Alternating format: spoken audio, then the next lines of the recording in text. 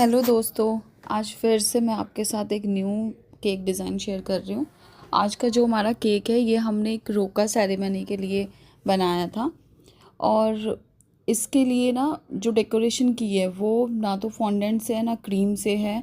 हमने normal cake को अपने फ्रॉस्ट किया, पहले वाइट कलर से ही उसकी फ्रॉस्टिंग कंप्लीट की थी और उसके ऊपर फिर फ्रेश रोज़ेस की डिज़ाइनिंग की थी। मतलब फ्रेश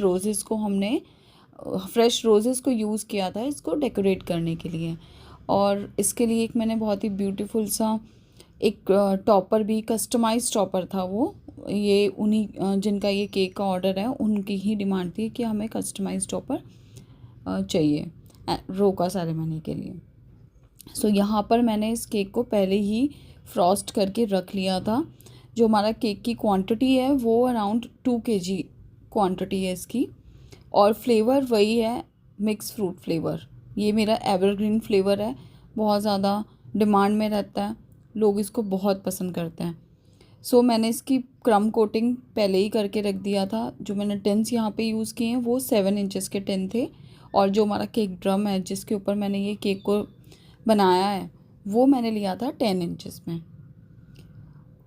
फ्रॉस्टिंग करने के बाद अब इसके ऊपर मुझे सिर्फ फ्लावर्स के साथ डेकोरेशन करनी है।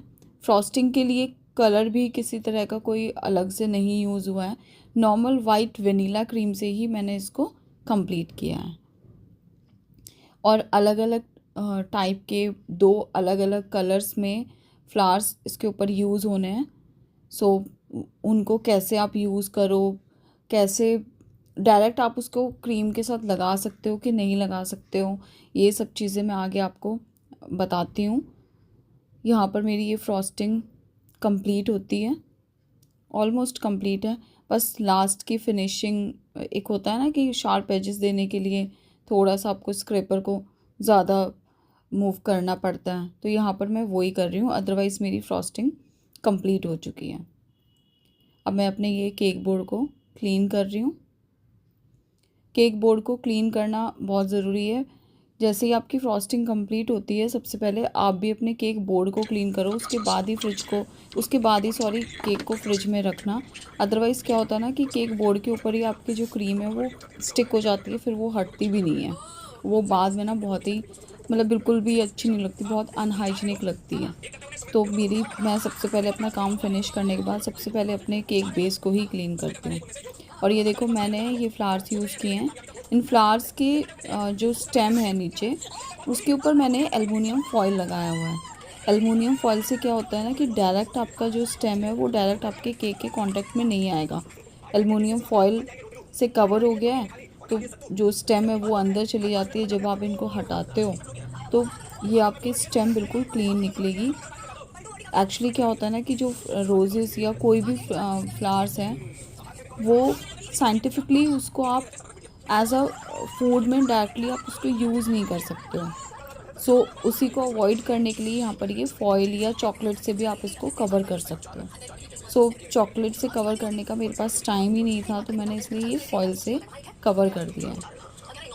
यहाँ पर मैंने रोज़ेस के साथ पिंक और रेड रोज़ेस यहाँ पर यूज़ किए हैं। और उनके साथ ये छोटे छोटे फ्लावर आते हैं वही प्लेस किए हैं। ये रोका सेरेमनी का है इसलिए इसका ये अलग से टॉपर मंगाया था। ये भी कस्टमाइज़ ही है। और एक टॉपर मैं अभी इसके ऊपर लगाने जा रही हूँ, वो भी मेरा कस्टमाइज़ कराया हुआ है। ये स्पेशली ऑन डिमांड ही कराया और ये बनने के बाद ना बहुत ही सुंदर लग रहा था केक भी और ये आपका जो केक टॉपर है वो भी। ये देखो ये रेडी होने के बाद कुछ इस तरह का लग रहा है। यहाँ पर केक ये रेडी होता है, इसके ऊपर कुछ नाम या कुछ हमें नहीं लिखना है। ये कुछ मैं फॉक्स बॉल्स यहाँ पे ऐड कर रही हूँ थोड़ा सा इसको एक्स्ट्रा ब्यूटीफुल बनाने के लिए। इनकी रिक्वायरमेंट तो नहीं थी लेकिन फिर भी ये और मुझे अच्छी लगती हैं, लगाने के बाद अलग ही लुक आता है। केक आपको पसंद आया तो कमेंट में ज़रूर बताना। Thank you for watching.